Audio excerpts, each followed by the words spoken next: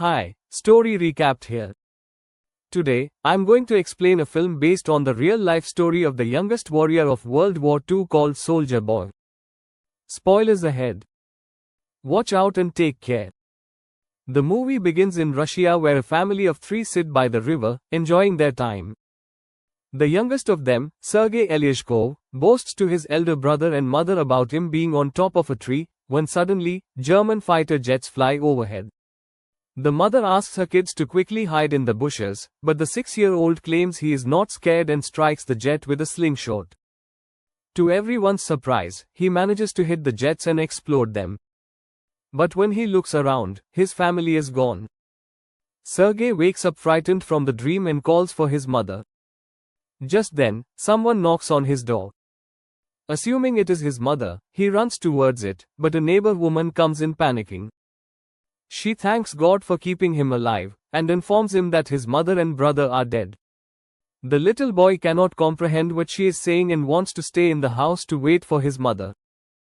The woman tells him that the Germans have attacked them and that he should run away. Just then, some soldiers approach their house. The woman makes Sergei run out through the window but is shot dead before she can join him. The little 6-year-old is now on his own, with no family and friends. As Sergei runs away from the house, he sees his whole neighborhood burning behind him. He calls for his mother in vain and runs away from there after running for a while. He ends up in the middle of the woods. The little kid starts to call for his mother to come and get him, because he is lost. That night, he stays in the jungle. The following morning, we see him drink water from a river, when the enemy soldiers approach his way. Sergei, knowing that they are dangerous, quickly hides inside a tree's roots. He is startled when a snake comes nearby, but doesn't utter a word or run away. Sergei is more scared of the soldiers than of the snake. The soldiers eat by the river and go away, after which Sergei takes their leftover food and devours it for the night. However, by the end of the day, the little boy is exhausted. He hasn't had a proper meal in 2 days and has been walking with no destination. He falls down as he limps but doesn't stop walking. While on his way, he sees wild berries and devours them, but just then, an explosion occurs behind him, taking him by surprise. The boy gets dizzy and starts to hallucinate someone coming behind him. However, even in such conditions, he stands brave and tells the person he has a rifle and is not scared. He limps forward but falls unconscious after a while. While he is asleep, 2 soldiers approach him. The scene cuts to the Russian army base where Commander Kuznetsov waits for his patrol soldiers. They come in with the little kid who is injured and weak. When the soldiers claim they are on his side, the little boy opens up and introduces himself. The soldiers laugh when the kid shakes his hand with the commander, suggesting he introduce himself too. The soldiers feel affectionate with the little kid, and circle him around. They make him drink water and feed him. Even the otherwise cold commander takes care of the kid. A nurse named Katya dresses Sergei's wounds, and is charmed by his personality too. The kid asks her to draw a tank on his wounds, because he wants to be a soldier when he grows up. Even the injured soldiers talk to the kid, and feel lighter. Sergei is fascinated with the commander's gun in his badge. The commander too answers all the little boy's questions and lets him play with his honorary pistol after taking the bullets out. Sergei shows him the tank drawn on his stomach and boasts about being a soldier himself. The boy is healing very quickly. The nurse Katya asks the commander to let the boy stay with the battalion, but he disagrees, claiming that it won't be safe. He wants to send Sergei to an orphanage. The soldiers spend all their free time with Sergei. He is visited by many throughout the day. They bring him food sent by their families from afar, and even let him play with their binoculars. One day, a soldier goes to the commander to ask him to let the boy stay with the battalion. The soldiers have grown a close connection with the kid, and think of him as their own. His presence takes the weight of war off their chest. However, the commander is adamant about sending the boy to the orphanage, for his own safety. The following day, the enemies attack, and many soldiers are hurt. A vehicle comes to fetch Sergei to take him to the orphanage. The commander breaks the news to the kid and gives him a wooden honorary pistol as a gift. The boy in turn hugs him, claiming that he is scared for the commander's safety. The commander melts in his embrace and changes his mind. He asks Sergei to stay with the soldiers as his son. That night, the soldiers look for little soldier clothes for the little boy. They are over the moon to have Sergei stay with them. The commander wakes Sergei up and gives him the clothes. He wears them and runs around, looking like a real soldier. The others start calling him their little soldier boy. As the kid runs around, the Germans launch an air attack on the battalion. The soldiers quickly take Sergei to a safe place and fight the others. The number of injured soldiers grows rapidly. Sergei wants to make himself useful, so he brings water to thirsty. One of them asks him to read a letter sent by his family because he has a bandage over his eyes. The little boy wants to help, but doesn't know how to read.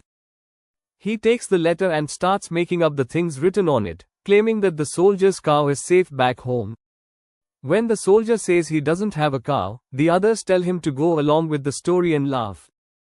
He reads everyone else's letters in the same fashion and cheers them up. In the following scene, we see Kakja and the commander talking. The two seem to be attracted to each other, but do not confess their feelings.